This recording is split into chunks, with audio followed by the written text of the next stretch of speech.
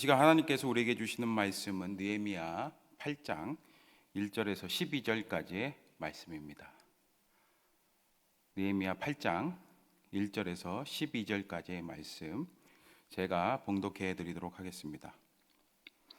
이스라엘 자손이 자기들의 성읍에 거주하였더니 일곱째 달에 이르러 모든 백성이 일제히 수문 앞 광장에 모여 학사 에스라에게 여호와께서 이스라엘에게 명령하신 모세의 율법책을 가져오기를 청하매 일곱째 달 초하루에 제사장 에스라가 율법책을 가지고 회중 앞 곧 남자나 여자나 알아들을 만한 모든 사람 앞에 이르러 수문 앞 광장에서 새벽부터 정오까지 남자나 여자나 알아들을 만한 모든 사람 앞에서 읽음에 뭇 백성이 그 율법책에 귀를 기울였는데 그때 학사 에스라가 특별히 지은 나무 강단에 서고 그의 곁 오른쪽에 선 자는 마띠디아와 스마와 아나야와 우리야와 힐기야와 마세야요 그의 왼쪽에 선 자는 부다야와 미사엘과 말기야와 하숨과 하스바다나와 스가랴와 무술람이라. 에스라 모든 백성 위에 서서 그를 목전에 책을 펴니 책을 펼 때에 모든 백성이 일어서니라. 에스라가 위대하신 하나님 여호와를 송축하며 모든 백성이 손을 들고 아멘 아멘 하고 응답하고 몸을 굽혀 얼굴을 땅에 대고 여호와께 경배하니라. 예수아와 바니와 세레비아와 야민과 악굽과 사부대와 호디야와 마세야와 그리다와 아사랴와 요사밧과 하난과 불라야와 레위 사람들은 백성의 제자리에 서 있는 동안 그들에게 율법을 깨닫게 하였는데 하나님의 율법책을 낭독하고 그 뜻을 해석하여 백성에게 그 낭독하는 것을 다 깨닫게 하니 백성이 율법의 말씀을 듣고 다 우는지라. 총독 느헤미야와 제사장 겸 학사 에스라와 백성을 가르치는 레위 사람들이 모든 백성에게 이르기를 오늘은 너희 하나님 여호와의 성일이니 슬퍼하지 말며 울지 말라 하고 느헤미야가 또 그들에게 이르기를 너희는 가서 살진 것을 먹고 단 것을 마시되 준비하지 못한 자에게는 나누어 주라. 이나라 우리 주의 성일이니 근심하지 말라. 여호와로 인하여 기뻐하는 것이 너희의 힘이니라 하고 레위 사람들도 모든 백성을 정숙하게 하여 이르기를 오늘은 성일이니 마땅히 조용하고 근심하지 말라 하니 모든 백성이 곧 가서 먹고 마시며 나누어 주고 크게 즐거워하니 이는 그들이 그 읽어 들려준 말을 밝히 알미라. 아멘. 할렐루야. 네, 오늘도 이렇게 영상으로 오후 예배 드리신 여러분들 가운데 하나님의 크신 은혜와 축복이 가득 넘치기를 주님의 이름으로 축복합니다. 오늘은 말씀이 주는 기쁨, 말씀이 주는 기쁨을 누리라 라는 제목으로 말씀 나누도록 하겠습니다. 여러분, 평생 한번 보기 힘들어 신비의 꽃이라고 불리는 꽃이 있습니다. 여러분, 그 꽃이 무슨 꽃인지 아세요? 바로 대나무 꽃이라고 합니다. 여러분, 대나무에도 꽃이 핀다는 사실 아세요?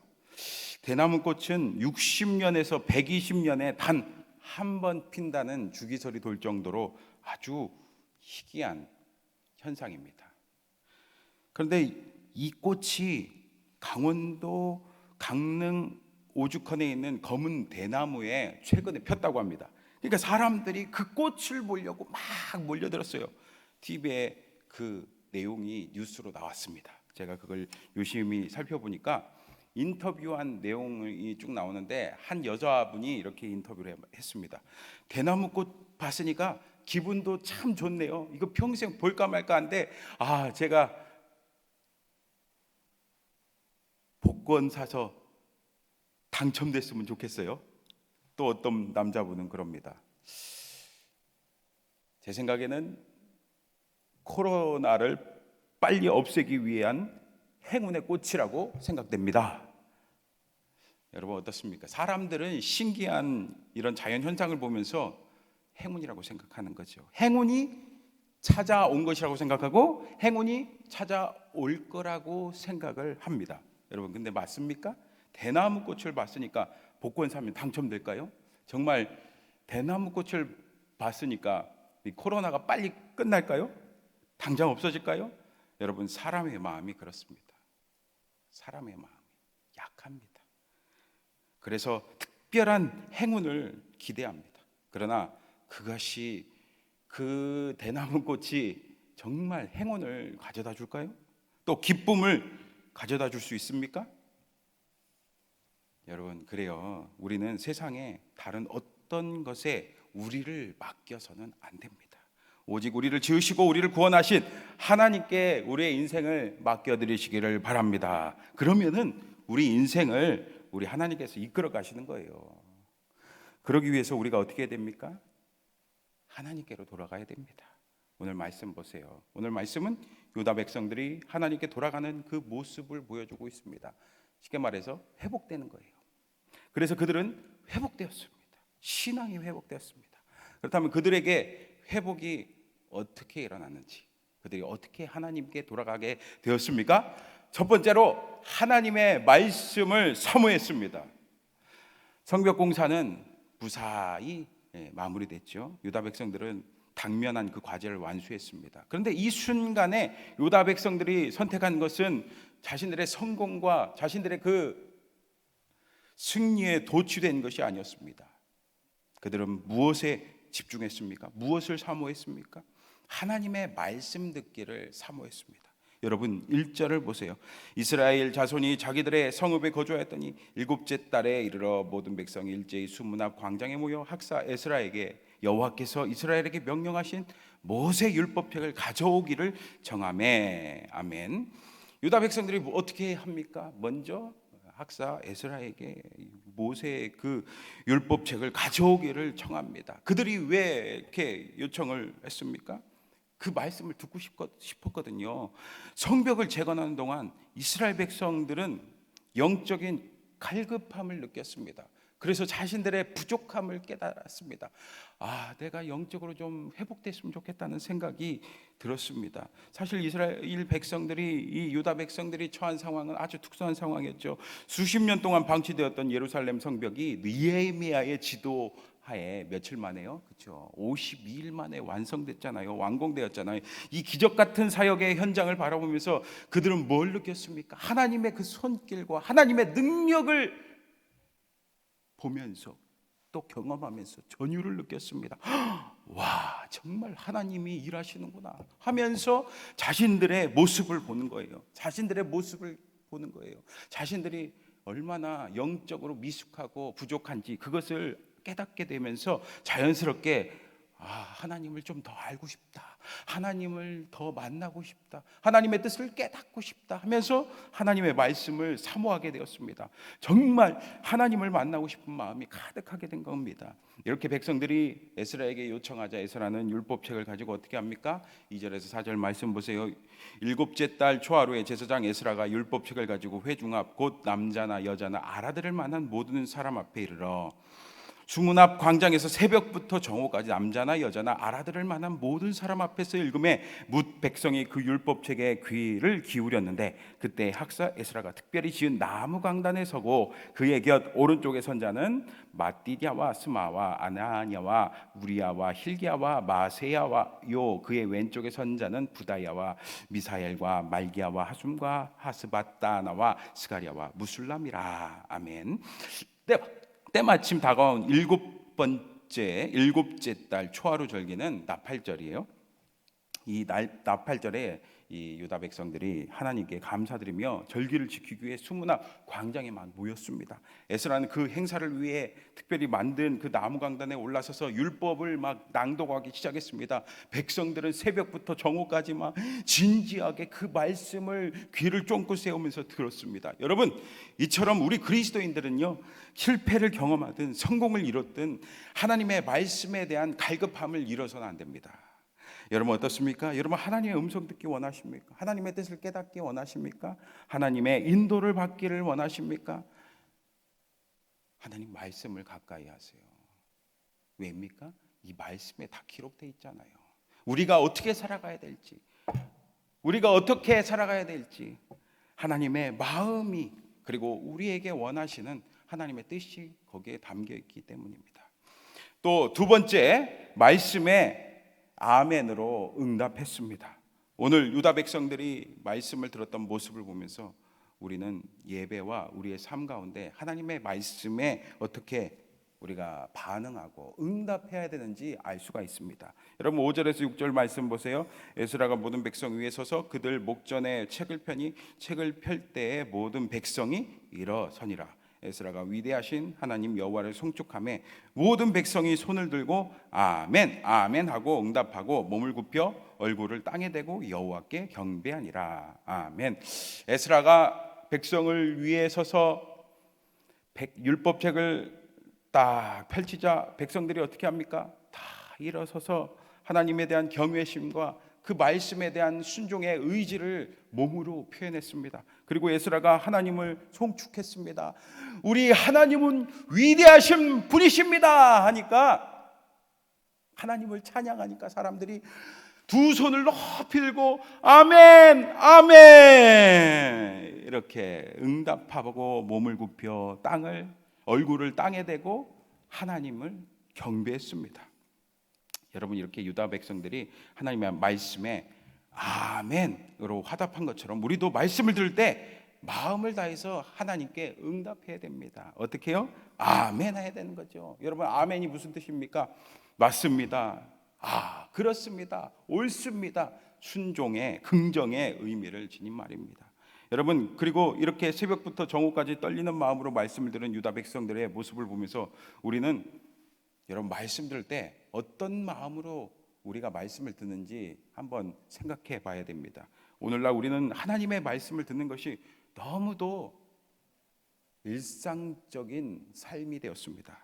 적어도 일주일에 여러분 한 번 이상 말씀 듣죠. 어떤 분은 매일 목회자를 통해서 전해지는 말씀을 듣습니다. 그리고 여러분 요즘 얼마나 그 말씀 들을 게 많습니까? TV를 통해서도 듣고 스마트폰을 통해서도 듣고 이렇게 말씀을 많이 듣습니다. 그런데 여러분 어떻습니까? 그 말씀을 들을 때 어떤 자세로 들으십니까? 그 말씀을 순종하는 마음으로 들으십니까? 아니면은 어떤 마음으로 들으십니까? 여러분, 그렇습니다. 하나님께서 원하시는 모습은 우리가 말씀을 사모할 뿐 아니라 그 말씀에 대해서 네, 주님 맞습니다, 옳습니다, 하나님 말씀이 이루어질 줄 믿습니다 하는 반응을 보이는 거예요. 여러분, 건강한 교회와 또 그렇지 못한 교회의 차이점이 뭐가 있겠습니까? 뭐 여러 가지 있겠지만 그 중에 하나가 바로 이거예요. 하나님 말씀 앞에 믿음으로 응답하는가, 아니면은 응답하지 않는가, 그거 보면 알 수 있어요. 그래서 여러분 부흥 강사 목사님들이 와서 그 말씀 많이 하시죠? 아멘이 어떤지 그 얘기를 하잖아요. 여러분, 사실 문제가 해결되었거나 내게 은혜로운 말씀을 주실 때 여러분 기분 좋고 정말 이 말씀이 은혜가 됐을 때는, 그리고 내 삶에 아무런 어려움이 없을 때는 아멘으로 응답하는 게 쉬울 수 있습니다. 그러나 중요한 것은 무엇입니까? 어떤 상황에 처했든지 어떤 말씀을 주실지라도 여러분 믿음으로 아멘 할 수 있어야 하는 겁니다. 여러분, 때로는 하나님 말씀이 내 생각하고 다를 수가 있어요. 그때 여러분 내 고집 부리지 마시고 고집을 꺾고 하나님의 말씀을 들을 수 있어야 됩니다. 아멘 할 수 있어야 됩니다. 응답할 수 있어야 됩니다. 그러므로 여러분 늘 말씀을 들을 때 한 귀로 듣고 한 귀로 흘리는 그런 성도님들 되지 마시고, 그리고 또 어떤 분은 그러죠. 이 말씀은 나한테 주신 말씀이 아니고 우리 남편에게 주실 말씀인데, 그리고 김 집사한테 주실 말씀인데, 또 박 권사한테 주실 말씀인데 저 사람 들어야지 하는 것이 아니라 이 말씀은 나에게 주신 말씀이구나 하고서 아멘. 여러분 한번 같이 해볼까요? 시작. 아멘 하는 저와 여러분 되시기를 바랍니다. 마지막으로 세 번째, 그들은 말씀을 실천하기로 결단했습니다. 여러분 9절 말씀 보세요. 백성이 율법의 말씀을 듣고 다 우는지라. 총독 느헤미야와 제사장 겸 학사 에스라와 백성을 가르치는 레위 사람들이 모든 백성에게 이르기를 오늘은 너희 하나님 여호와의 성일이니 슬퍼하지 말며 울지 말라 하고. 아멘. 율법의 말씀을 그들이 다 들었어요. 에스라를 통해서 전달되는 그 말씀, 그리고 레위 사람들이 와서 막 해석해 줬잖아요. 그러니까 그 말씀을 듣고 깨달았습니다. 말씀이 들어오니까 막 눈물이 나기 시작합니다. 그들은 막 울기 시작해요. 여러분 여기서 이들이 왜 울었습니까? 사실 이 울음은 부끄러움, 그리고 회개, 그리고 감사의 표현이었습니다. 여러분 말씀을 들으면서 찔리는 거예요. 내가 그동안 이 말씀대로 못 살았구나. 너무 부끄러운 거예요. 그러니까 눈물이 나는 거죠. 그렇게 눈물이 나면서 회개를 하는 겁니다. 잘못했습니다. 그리고 이렇게 말씀 주셨구나. 나를 그래도 이렇게 사랑하시는구나. 우리를 회복하시기를 원하시는구나. 너무 감사한 거예요. 그러니까 눈물이 안 나올 수가 없었던 겁니다. 이렇게 백성들이 울자 총독 느헤미야와 제사장 겸 학사였던 에스라는 나팔절 같은 성일에는 슬퍼하지 말고 즐거워해야 한다고 강조합니다. 여러분 10절 말씀 보세요. 느헤미야가 또 그들에게 이르기를 너희는 가서 살찐 것을 먹고 단 것을 마시되 준비하지 못한 자에게는 나누어 주라. 이날은 우리 주의 성일이니 근심하지 말라. 여호와로 인하여 기뻐하는 것이 너희의 힘이니라. 아멘. 할렐루야. 여호와로 인하여 기뻐하는 것이 너희의 힘이니라 라는 그 말씀을 들은 이 백성들은 눈물을 그치고 이웃들과 음식을 함께 나누며 감사의 축제를 벌였습니다. 여러분 그렇습니다. 우리 하나님께서는 우리가 주저앉고 그냥 계속 울기만을 원하시지 않으세요. 슬퍼하고 울고 안타까워하는 것을 원하지 않으십니다. 하나님께서는 우리에게 기쁨을 주시길 원하십니다. 기쁨을 주시길 원하세요. 우리에게 새 소망을 주기를 원하십니다. 우리에게 새 힘을 주시길 원하십니다. 하나님의 말씀은 살아있고 운동력이 있으며 예리한 날과 같기 때문에, 칼과 같기 때문에 우리 현실에서 역사하며 사람의 마음과 행동을 변화시킵니다. 유다 백성들은 처음에는 막 눈물을 흘리면서 막 슬펐잖아요. 그런데 이 말씀이 이 느헤미야와 에스라를 통해서 전달되자 그들은 바뀌었습니다. 변화되었습니다. 태도가 바뀌고 기뻐하고 감사했습니다. 이뿐 아니라 어떻게 했습니까? 가난하고 소외된 아무것도 준비되지 못한 자들, 그들에게 음식을 기꺼이 나눠줬습니다. 여러분 11절 12절도 보세요. 레위 사람들도 모든 백성을 정숙하게 하여 이르기를 오늘은 성일이니 마땅히 조용하고 근심하지 말라니 모든 백성이 곧 가서 먹고 마시며 나누어 주고 크게 즐거워하니 이는 그들이 그 읽어 들려준 말을 밝히 알미라. 아멘. 유다 백성들은 하나님 앞에서 함께 기뻐하고 즐거워하며 이웃에게 나누며 함께 섬깁니다. 여러분 이렇게 말씀을 분명히 깨달아 알 때 변화가 일어나는 거예요. 기쁨이 찾아오는 겁니다. 구체적인 우리 삶에 변화가 찾아오고 여러분 삶의 풍성함이 찾아올 줄 믿습니다. 여러분 이렇게 하나님께서 우리가 말씀에 감격할 뿐 아니라 그 말씀에 순종하여 변화된 삶을 살기를 원하십니다. 여러분 기독교의 진리는 어떤 이론에 있지 않습니다. 머리로만 형이상학적으로만 신앙생활해서는 안 됩니다. 우리가 기꺼이 몸으로도 실천할 줄 알아야 될 줄 믿습니다. 한국전쟁 전에 월남한 평양 출신의 한 남자가 있었습니다. 그는 30년 동안 줄곧 군인으로 살다가 1988년에 정년 퇴임을 했습니다. 퇴임한 후에 그는 책 판매원으로 그리고 경비원으로도 열심히 살았습니다. 그리고 1997년에 회갑을 앞둔 나이에 위암 수술을 받았어요. 위에 4분의 3을 도려낸 그는 기도하는 마음으로 창세기를 펴들었습니다. 요한계시록까지 읽는데 꼬박 2달이 걸렸대요. 그러나 허리와 눈에 무리가 가면서 육신이 아프기 시작했습니다. 그래서 육신이 아프다는 핑계로 성경 말씀이 멀어졌습니다. 그런데 위암수술을 마친 지 2년쯤 지났을 때였습니다. 그는 또 한 번 암과 싸워야만 했습니다. 이번에는 눈이었습니다. 힘든 투병의 시간이었어요. 그리고 또 성경 말씀과 멀어졌습니다. 그리고 시간이 흘러 2007년도 칠순을 앞둔 그는 다시 성경 읽기에 도전했습니다. 그리고 약 6년 만에 신구약 성경을 300도 했습니다. 그것도 한쪽 눈은 없는 외눈으로 말이죠. 여러분, 이게 쉬운 일입니까? 쉽지 않은 일이죠. 그런데 그가 이토록 성경을 사랑하는 데는 그 이유가 있었습니다. 순전히 다 부끄러움 때문이었습니다. 평생 그리스도인으로 살면서 더군다나 이분이 장로였어요. 장로라는 꼬리표를 달고 있으면서도 정작 성경을 일독조차 하지 못했다는 사실, 그건 자신과 하나님만 아는 비밀이었습니다.